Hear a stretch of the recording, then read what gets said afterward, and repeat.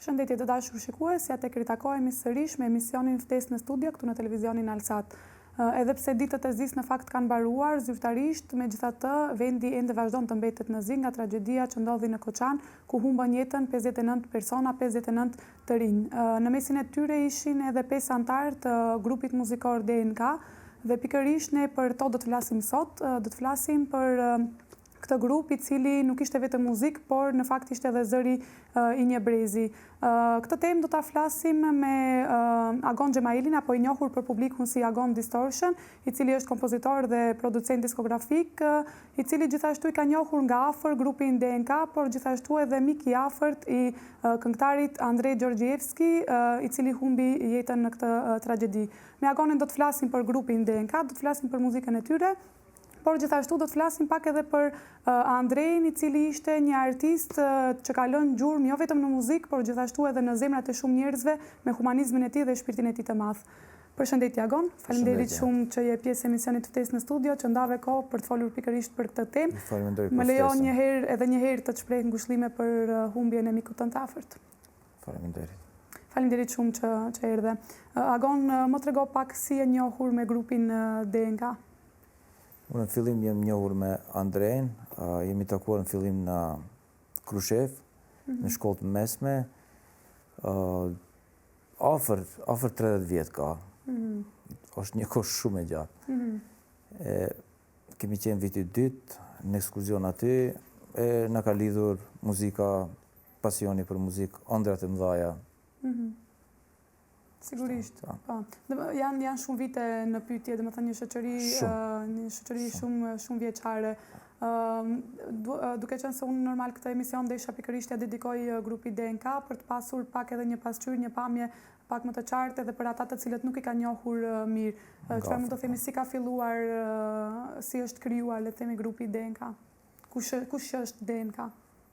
Shif, Andrej ka qenë antari një grupi më herët, TNT, ka qenë një trio, edhe kurse Pancho ka qenë antari i një grupi tjetër, Okej, që titulloj Okej, edhe këta dy ka një shoqërohen dikund, kjo ka fillu dikund 2002-shin, se ne shoqëroheshim bashk, në atë kohë, unë e kom pas edhe një butik me Pancho, Pancho ka qenë menaxheri kryesor, këtu në Porta Bunjakovec, e Pancho e kom njoftu prej Andres, si shoku e Andres, edhe kështu që aty ka nisë shoqëria, pastaj konga e parë, dikun çajo periudhë ka qenë 2002, besoj 2002 ka qenë, po, 2002-2003. Pra kanë vite në skenë, ato kanë pas vite 23 vite. Po, ata kanë, do me thonë, në brandin, grupin e kanë ndërtuar, si të themi, gur, mbas guri, kështu. Shumë e vërtet. Një periudhë shumë e gjatë, shumë e ngadalshme, po shifet suksesi. Shumë e vërtet, në fakt, sot është një grup që çdo kush e dëgjon dhe... Kemi qenë me djalin, me Arturin, e takova Andrejn, isha në emision të Flora, edhe aty tup rrit, e takova Andrejn, edhe kishin koncert ato në Boris Trajkovski. Edhe mi dha kartat për koncert, e aty brenda kishte fëmijë, do me thonë, mund të themi nga 13 vjetë deri në 60 vjetë, kështu, mosh, që është absurde për një grup, më kupton. Shumë e vërtet, dhe më thënë nuk ka pas të jo veçrini, një kam pas kreti, kam pas kret. Ndoshta edhe, se kanë qenë shumë edhe zhandri ka qenë, se në fillim ka qenë hip-hop, R&B, pastaj edhe dolen edhe ka popullorja pak, me elemente popullore, kështu që thash ka qenë interesant, fansa ka pas nga shumë të vegjël deri në 60 vjet. Moshat më të mëdha. Po. Shumë vërtet kjo në fakt edhe ka treguar edhe mbushjen e sallave kudo që ato kanë bërë koncertet e tyre që ka pas 20.000 vet është. Ka pas një numër shumë të madh. Çfarë karakterizon muzikën e tyre? Ti e përmendë domethënë që ato kanë krijuar muzikë hip hop, R&B, më pas kanë bërë një kombinim bas edhe me populloren. Si e sheh ti edhe si profesionist në fakt këtë pjesë? Çdo artist në fillim bën muzikë për vete. Edhe për jetën që jeton për momentin. Nëse është një rreth shumë i gjerë apo i ngushtë, si zakonisht është i ngushtë në fillim, edhe bën muzikë për atë rreth. Tani dal nga dal njofton koleg, këto në kohë fundit janë shoqëruar edhe me këngëtar të muzikës popullore, si Naum Petrevski, kanë qenë shok me ato, edhe kështu që ai shija ndron edhe përjetimi njëtë ndron, edhe kështu që thash kam fillu në fillim me hip-hop, po aty kanë qenë, R&B, hip-hop, qështu diçka. Si e përshkruan ti nga ana si kompozitor, domethënë nga ana profesionale, si e përshkruan stilin e tyre të muzikës? Po atë që thash. Preferohet besoj nga hip-hop dhe ka qenë R&B grup, mund të themi R&B grup ka qenë. I cili preferohet? Andrea ka qenë një reper i mirë, po edhe si këngëtar ka qenë shumë i mirë. E Pança ka qenë më shumë ka hip-hopi, po edhe e shohim edhe si këngëtar ka qenë i shkëlqyeshëm, po. Shumë e vërtet. Duke qenë se ti njeh sigurisht më nga afër edhe Andrejn edhe si grup, mund na tregosh pak domethënë vendimet kur kanë marrë për këngët, për shembull tekstet, kush i ka shkruar, mbase nëse ke informacione. Po patjetër, këngët e para besoj janë të Andres, edhe si produksion, pastaj ka evolu edhe ata kanë punu edhe me një producent tjetër i Tetovës, që është Lazari. Po, me atë kanë qenë ai, të themi se ka qenë si kur edhe antari tret i grupit. A më kupton? Nuk ka qenë skenë me ata, po muzikën... Po që ka qenë pjesë e rëndësishme. Edhe kjo kënga hit çfarë është kjo, nëse nuk jemi më. Edhe kjo ka qenë, mendoj se e kanë ndaj këngën me Pançën. Në fakt... Të ditë kanë qenë muzikantë mirë. Andrea ka qenë muzikant i shkollum, ka qenë në shkollë muzikës, ashtu jemi taku në shkollë muzikës, edhe ka qenë prej fillim brenda themi estradës, për arsye se shkolla muzikë, aty kanë qenë ato, si Toshja, si... Kretë kanë qenë aty. Kretë e emrat më dhej në fakt, që kanë lënë gjurmë në muzikën, jo vetëm Maqedona, se për në gjithë vendin. Panço ka qenë pak si outsider në fillim, po ka pas shije jashtëzakonisht të shkëlqyeshme për muzikë, edhe për të veshur edhe i shëtitur ka qenë në Amerikë në shkollë mesme, në Michigan e ka kryer një vjet, kështu që e ka pa botën prej herët e ka pa botën. Dhe mbas edhe ajo ka ndihmuar që të cilë mbas edhe një frym të re edhe në grup. Edhe si menaxher ka qenë shumë i mirë, Pança ka qenë menaxher i mirë, ka qenë hustler kështu, i rritur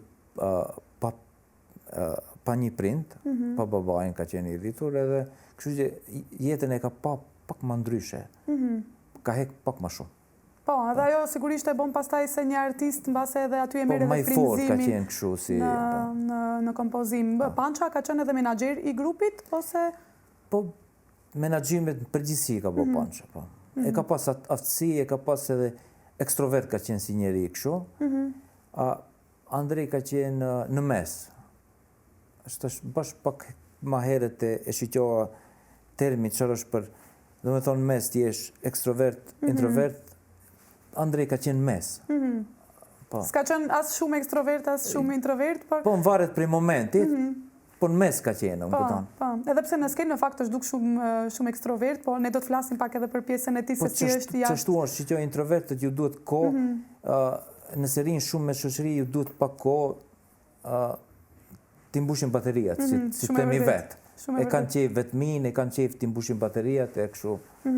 Shumë e vërtet. Ako ne do të vazhdojmë sigurisht me bisedën, por tani do të kemi një shkëputje të shkurtër publicitare, më pas rikthehemi sigurisht për të vazhduar bisedën. Qëndrani me ne. Jemi rikthyer sërish në studio, ku do të vazhdojmë bisedën me Agon Distortion, kompozitorin, ku flasim për grupin DNK, por gjithashtu edhe për këngëtarin Andrej Gjorgjevski, i cili humbi jetën në tragjedinë e Koçanit. Agon, unë dua të të pyes pak edhe për pjesën, sepse folëm për stilin e muzikës së tyre, folëm ndryshimet, ka pasur ndryshime nga hip-hop në R&B, më pas popullore, por si ishe këto ndryshimet gjatë këtyre viteve, a kanë sjell risi në muzikën maqedonase grupi DNK? Po, patjetër që po. A i ka ndryshuar në një farë mënyre dhe muzikën? Po, patjetër që po. Ata kanë qenë pjesë, mund të themi, janë rritur në 90-tat, kur mendoj që në 90-tat kanë qenë vitet e arta të muzikës, pop muzikës maqedonase. Dhe me thonë, ndikimi ka qenë i madh, se për arsye edhe të zhandreve të ndryshme që kanë eksperimentuar, të themi, gjatë viteve. Atë që folëm më herët. A ka ndikuar edhe tek të rinjt, për shembull artistët e rinj, ky grup, domethënë grupi DNK, a ka ndikuar edhe tek artistët e rinj për mënyrën se si prodhojnë sot muzikë? Po, besoj që po, për arsye se këta të ditë kanë qenë edhe koleksioner të mëdhejt muzikës. Shqyqo, më herët s'ka pas YouTube. Muzikën e kemi shpërnda, e kemi shkëmby, ndërmjet, a më kupton. Unë e kom një hard drive në shtëpi, t'instaluar nga Andrej, këtë muzikën me spote, se s'ka pas më herët, YouTube s'ka pas, apo?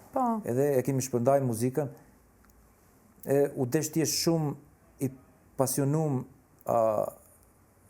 për muzikë që të meresh me të kesh një farë koleksionit të muzikës. Shumë e vërtet, ka qenë më e vështirë për të hyrë në treg në base edhe ajo ka qenë normal, ka qenë kretë situata. Shtash, kur e shohish si retrospektiv, duket se ka qenë e vështirë. Po ka qenë normal, gjithë shka ka qenë normal, më kupton. Se kemi pa YouTube-en më heret, pa të na hekin e themi se çfarë u bë, më kupton. Shumë e vërtet. Shumë e vërtet, por sot është më lehtë, sepse shohim këngëtarë për shembull që tashmë nuk kanë nevojë për shumë marketing, le të themi, sepse i kanë rrjetet e tyre sociale dhe kanë ndihmuar. Shtash është ka më shumë zhurmë, si thon background noise ka më shumë. Më herët ka pas më pak, edhe jo çdo kush ka pas zë, shtash çdo kush ka zë, jo të shkruaj ndonjë koment në internet ose bëhet në një këngë, është shumë lehtë, shtash më kupton. E bën një këngë, e nxjerrën,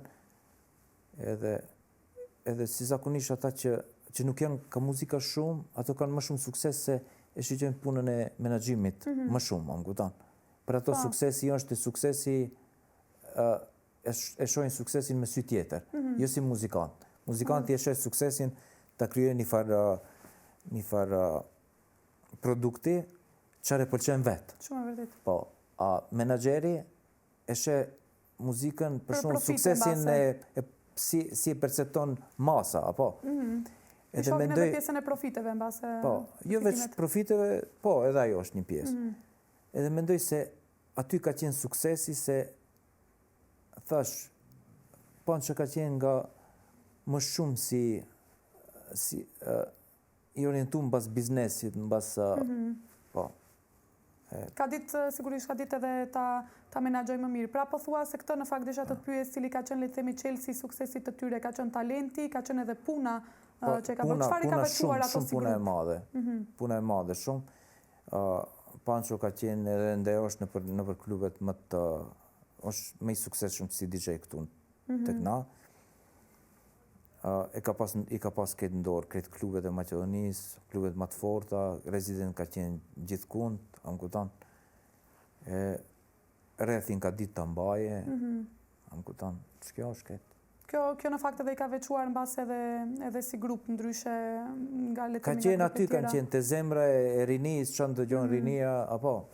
Aty kanë qenë, se nëpër kluba i ka lishu muzika, më kupton. Shumë e vërtet, dhe Pancho është njëri nga ata të cilët i shpëtoi tragjedinë. E masës e ka ditë shumë mirë, e ka kuptu shihen e masës.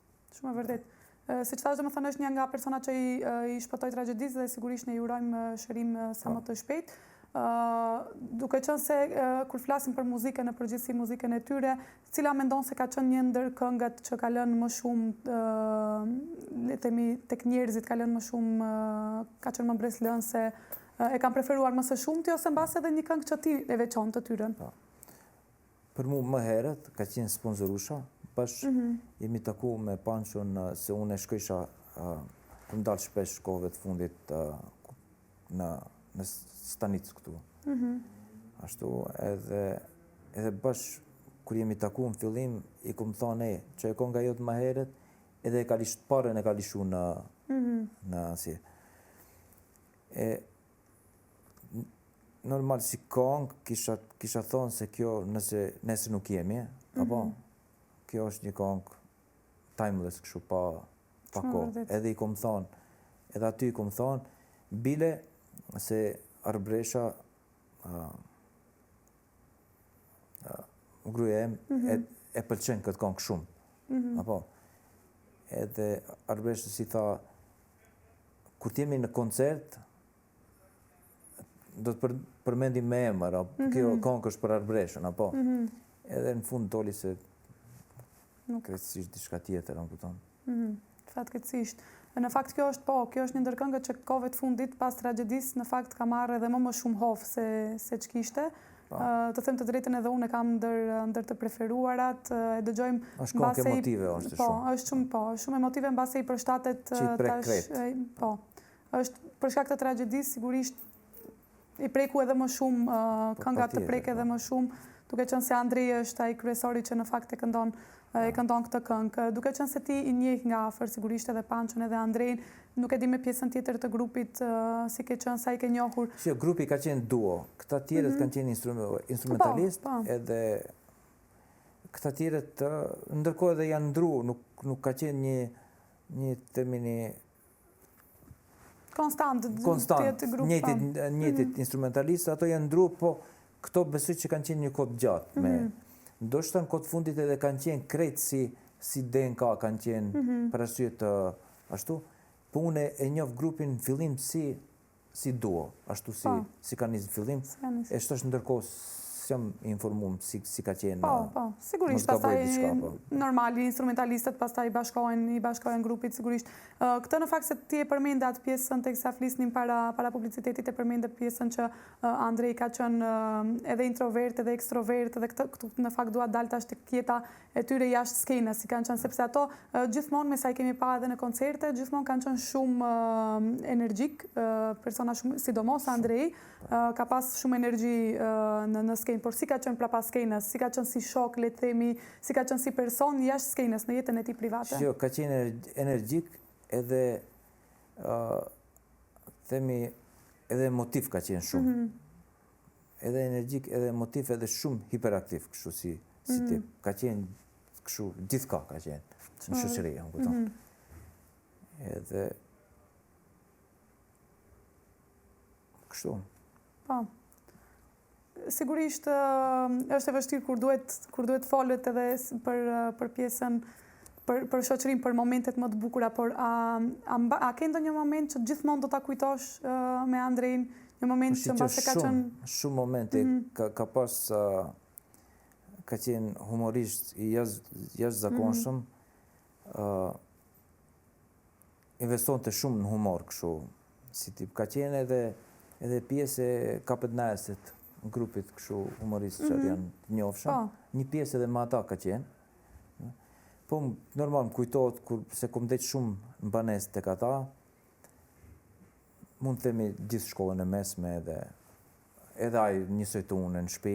Më kujtohet sa herë ka djeg kuzhinën kështu në mëngjes kur u çu ka bë diçka për të hëngur, më kupton? E çështu. Po, ka qenë, po, si që the, domethënë ka qenë shumë hiperaktiv, por ai fan ka qenë si njeri shumë. Në fakt duket, e ka dhënë atë, gjithmonë e ka dhënë edhe në skenat. Edhe original ka qenë, nuk ka pas maskë, më shefet mbas maskës, një fytyrë kështu, një fytyrë ashtu, më kupton. Si në përgjithësi si hasim njerëz, por ka qenë shumë original, shumë emotiv, edhe dinamik shumë, kështu me normal, njerëzit që janë emotiv janë edhe ma dinamik. Shpërthejnë. Po, shpërthejnë, aty qajnë, aty shpërthejnë, aty qeshin, aty janë kupton. Edhe qështu ka qenë, edhe Andrej.